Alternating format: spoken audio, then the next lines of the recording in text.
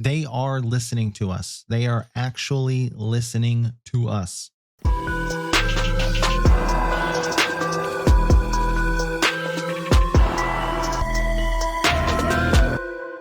Hey guys, Nightfall here, and one of the things that typically sets games apart from one another is, do they listen to their community? And with FragPunk not bagging any of those big fish streamers out there, it was up to a lot of us smaller ones to drive the points home, tell them what we want, and how we can make this game better. There have been a lot of people asking for a roadmap so we can see just what's being planned for the future of this game, and while we still haven't gotten one yet, we did get a letter from the game's producer with a ton of updates and news about the game.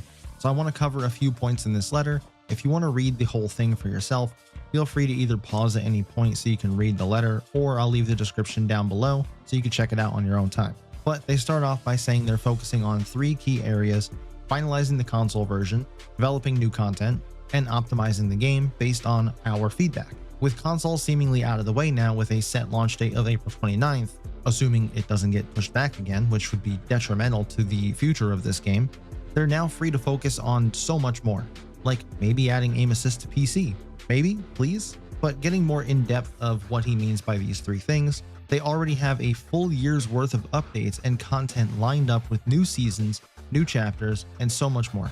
The next thing is the UI.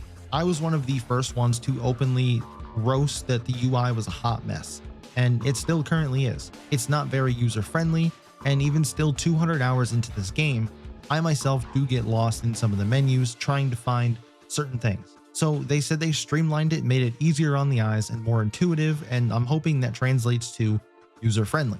And while I am looking forward to that, they didn't really give us a timeline on when that would be coming, but I do hope that it's with the console release, because if it's not, and console players have to deal with this hot mess of a menu, it's not going to be good, and it's going to turn a lot of players away from the very beginning.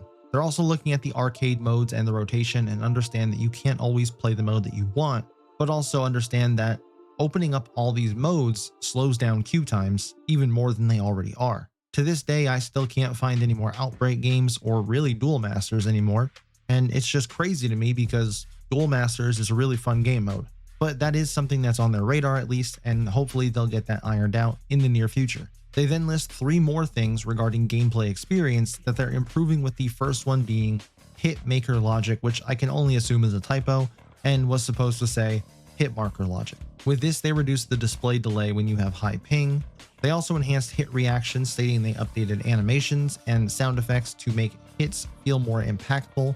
And I gotta say, unless this is adding some kind of a flinch to snipers and marksman rifles, I had no issues with how this worked previously. The third and final one here is sprint adjustments, and they're pretty vague on what exactly they're meaning by this, but they just say ongoing tweaks to sprint mechanics to ensure movement feels snappier and more natural.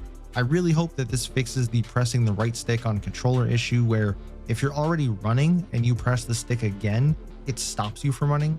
Really hate that, still gets me killed a lot, and just need it to be fixed. Then they talk about their anti-cheat, and while their anti-cheat has been pretty good thus far, they're not stopping there, and I can definitely applaud what they're going after. They said that this is an ongoing battle, and we're in it for the long haul. We've developed a new behavior analysis system that tracks shooting patterns frame by frame, detecting and verifying suspicious activity in real time, enabling faster, more accurate bans, and the system is almost ready to go live. Hopefully this doesn't turn into more false bans, but it does sound interesting and I can't wait to see it in action.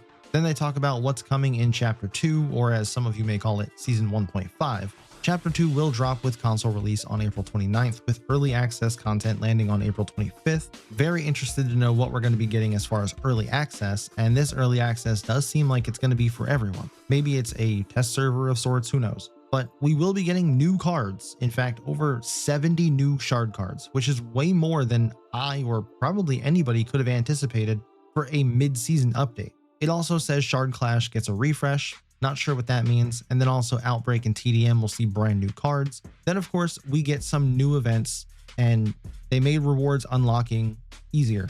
W's all around there, and then apparently new players will also get login bonuses, including gold and curiosity pop cans. So if you haven't tried out Frag Punk yet, what are you waiting for? Now is the perfect time. And finally, a question I've been asking every day to myself: will we get a new map? Will we get a new Lancer for the mid-season update? And the answer to both of those questions is yes. And they even gave a quick teaser regarding the Lancer, saying this one's a high skill aggressive attacker with a wild twist that sets them apart. We won't spoil it just yet, but trust us, you'll want to keep an eye out. Could be some hidden clues in that message. So based on that, what do you think the new Lancers are going to be? Let me know down in the comments. And unfortunately, the new map that they're saying that we're going to get is not a new Shard Clash or Search and Destroy style map.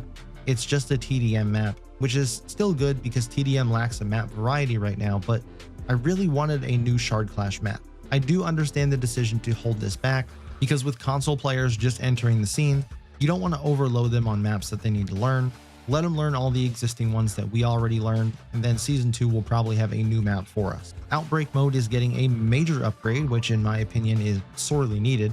We're introducing a dual deck system where survivors and parasites each have their unique card builds. You'll also see exclusive shard cards tailored specifically for infection, adding more depth and strategy, and new parasite variants, and even more shard cards are already in the works. All sounds good. I'm not really a fan of playing Outbreak, but maybe this will lure me into playing it more. Then we'll also get 2 new modes called Classic Clash, which sounds like it's just the normal Shard Clash game mode without the actual cards, which has been a highly requested feature. And then a headshot only mode, which I'm assuming speaks for itself. We will get a new battle pass on April 29th, but calm down. If you haven't completed your current battle pass yet, you can always finish it later. It never goes away, and that might be one of the best things about this game. Now let's talk rank. With Chapter 2 launching on April 29th, the ranks will not reset. Let me say it one more time. Your rank will not reset on April 29th. The rank reset will happen with Season 2, not Chapter 2. Season 2 doesn't have an official launch date yet, but I would have to imagine that's going to be sometime in June. Then they briefly mentioned card unlocks, so now all the new shard cards will be unlocked from the start. No more playing the different modes to unlock them, starting with Season 1, Chapter 2, and I don't really know how I feel about that. I kind of liked unlocking them, gave me some kind of a purpose, but we'll see how this works out. They also gave us some info on the community-created card event they've been having and said that all submissions prior to April 7th, they've picked 50 cards to vote on, and then the remaining submissions from then to May 8th, they'll pick another 50 to 100, and then let players vote on the 10 that they want in-game. I've submitted quite a few cards myself. If you haven't, I would highly suggest you go check out their Discord or Twitter page, find the link for that, submit your ideas for cards, but just make it a decent card. Don't be stupid with it, because if one of these cards gets into the game and it's just the stupidest thing I've ever seen, I will find it. Now, those cards won't be added until Season 2, Chapter 2, a little ways away, but they need time to get the art right, need time to balance the card, make sure that it works correctly, all that good stuff. They're also looking to expand co-creation into other areas, so maybe that means new Lancers in the future that we get to co-collaborate on. Then to round things out with this newsletter, there is going to be an official Frag Punk tournament, their first international tournament with a $150,000 prize pool and a custom-made trophy. They say they'll reveal the list of regional representatives as well as tournament format, schedule details, which makes it sound like this is something that has been in the works for quite a bit now. Interested to see how all this plays out and who can enter it, but out of all of this news, the one thing that bothers me is that something is missing. There was no mention of new weapons, which I'm hoping is at least planned for Season 2. But overall, I think this is all great news for the game. An official event with a huge prize pool is always good advertising for the game. Console launch on the horizon, give us aim assist for PC. Things are looking up right now. Just need to execute. Let me know how you feel about all of this news down in the comments, and I'll catch you in the next one.